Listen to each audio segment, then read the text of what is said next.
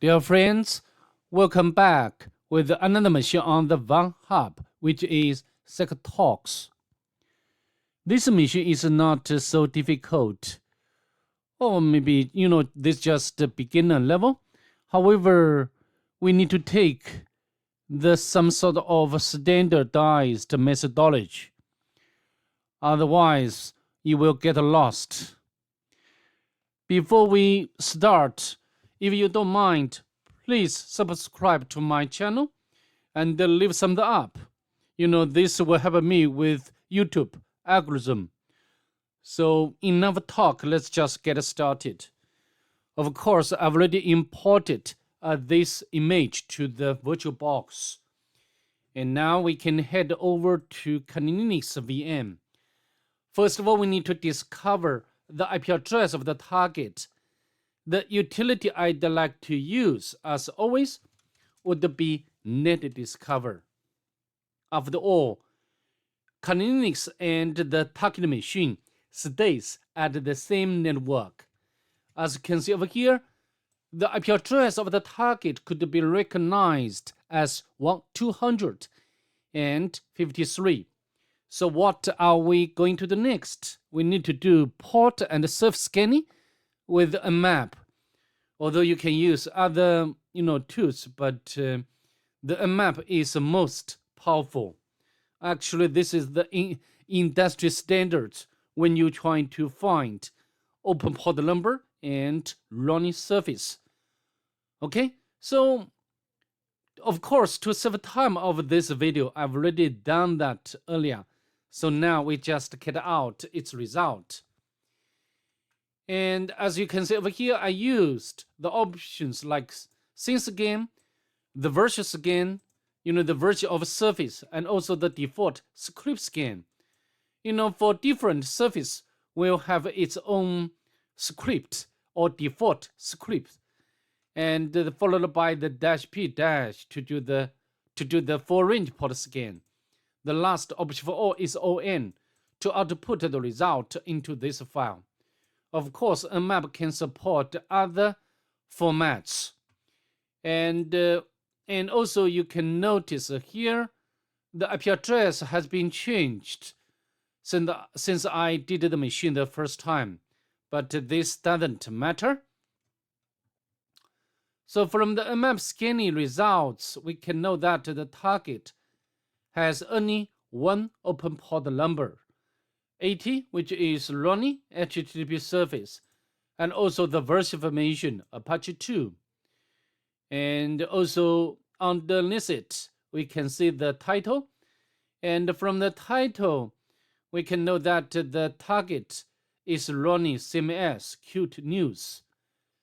So, of course, this is just analysis of a map scanning.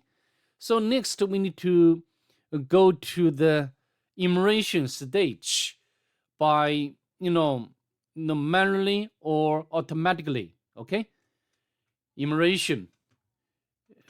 And now let's fire up the browser to do the manual immersion first, and we can put the IP address of the target into the address bar. Press enter, and we are prompted by this user login panel or form, and we can try to use the weak credential like admin and also admin as a password to log in. We got error, and also we can try to use login bypass technique. This is my own methodology. Okay, login, but this doesn't work either. We got the error, invalid password. And also, I think we can check to use the Nikto to do the automatic immersion. Nikto can give us rich information about the web application, such as the directories and also the request header, the banner. So I always use the Nikto to start web immersion. Okay, but found readme, and we can retrieve this file readme markdown file, and I think this markdown file is about Qt News. Again, sorry about the notification. This confirm our early guess. The target is running Qt News CMS. So I think it's very clear. What shall we do next? We need to know whether this, this CMS, this particular version of CMS is vulnerable, because from the home page we have already got the version. So now how to see or how to check whether the CMS is vulnerable or not? Generally, we can use two ways. The first one, is the search exploit utility. And also we can use exploit DB. And also, of course, we can use Google. Google we can search a lot of things over or on the Google. But this one is the easiest way or most efficient way. And I'd like to launch such as exploit, Qt, and as you can see, we can get this exploit. Although this is not exploit code, this would be some sort of instruction of exploit. And for convenience, we can get a copy of this file to our current directory, and we can cut out this file. And as you can see, this CMS or this particular version of Qt News is vulnerable to remote file upload vulnerability. Even here, beneath the title, we can get the steps which we can, we can use to exploit this vulnerability. Okay, so sign up for new user, login, and go to the personal options, select blah blah. So we can follow the steps what you can see over here. Okay, so now we can register a new user like a JSON and password 12345 12345, and we can put any email, register, no error, even automatically log in to the dashboard of Qt News. And now we can go to the personal options. And I think next we need to, upload web shell for avatar of a current user. Okay, and to do that, I think first of all we need to get the reverse shell. Okay, reverse shell PHP file I can get from my two sets directory. And of course, we need to do some modification. And the IP address of Kali Linux. And as usual, I'd like to change port number to 555. You can use any port number, okay? Or of course, any free port number on your own machine, okay? But as you can see over here, we need to modify the file name or extension. Okay, so we can, sorry about this, we can copy, and we need to use JPG as extension now, and we need to upload this malicious JPG file. Of course, this is not actually image. And also we need to, use proxy to, to rename the file name, okay? Rename this file, okay? Or change its extension back to the PHP. And to do that, we can use one very popular proxy, Burbersuite, okay? So now we can set the proxy to BurberSuite, and we can launch BurberSuite Community Edition. Start up BurberSuite.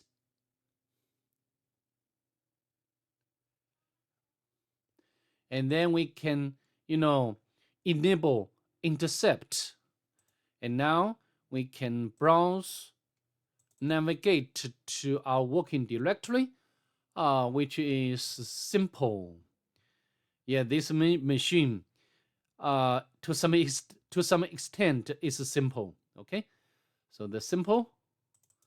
Select this file, and we can save changes.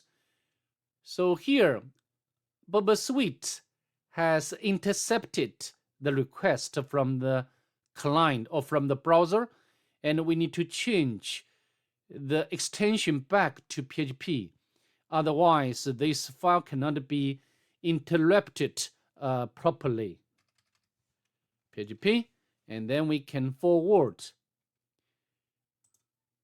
As you can see, the user information has been updated. Next, we need to set up the listener on the Canonics, and also even give us the location of the uploaded file.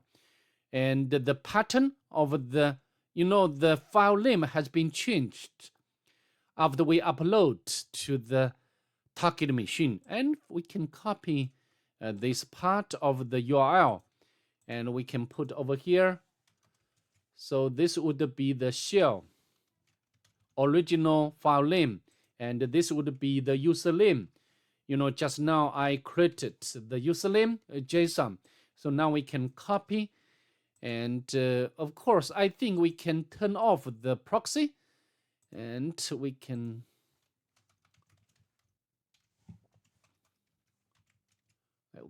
press enter, and it looks like it's working perfectly. Okay, and as you can see, we have already got a collection from the target. And of course, this shell is not very good. We can spawn a better shell by Python. Python 2 is there. Spawn method.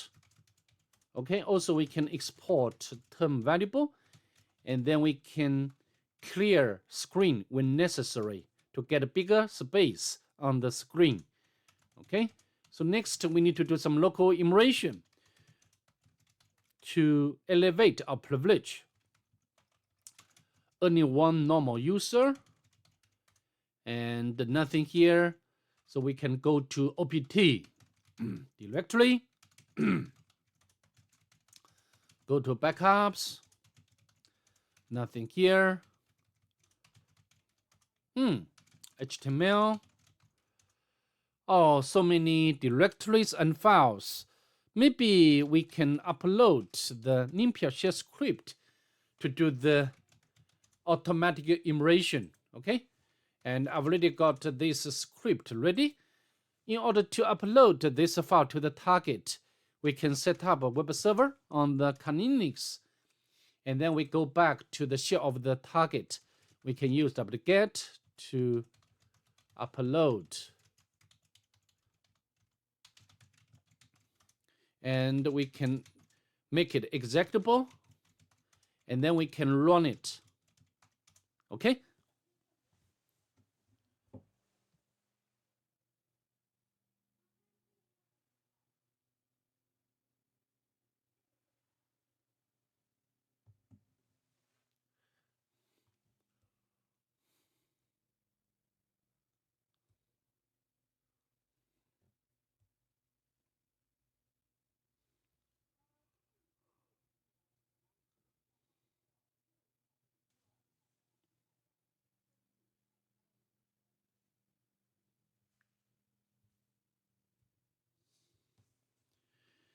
In most cases, when we try to elevate privilege, we can use Nymfia shell script to do the automatic immersion.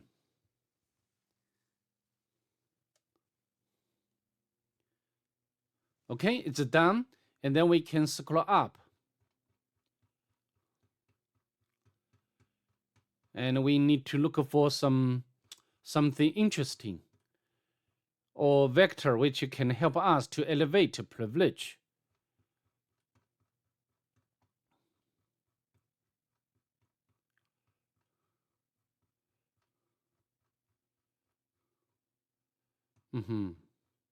A lot of output by this script: cron job, process information, and also local exploits. Of course, as you can see over here, there's some a bit new exploits, and considering this machine was built in 2015, so I'm not going to take a bit new exploit. So how about this one?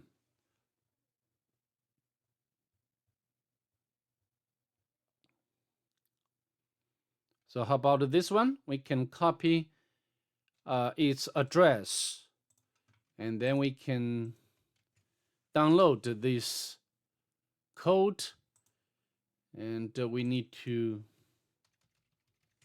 move from downloads directory to current working directory, and then we can upload to the target.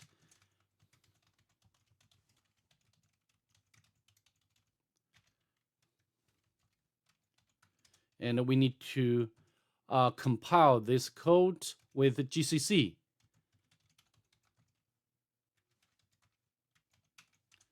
And we can run it. As you can see, we are successful. Now we can navigate to root directory, and then we can get the flag without a problem. So that's pretty much it. I'd like to see you in the next one. Bye. Have a nice day, please.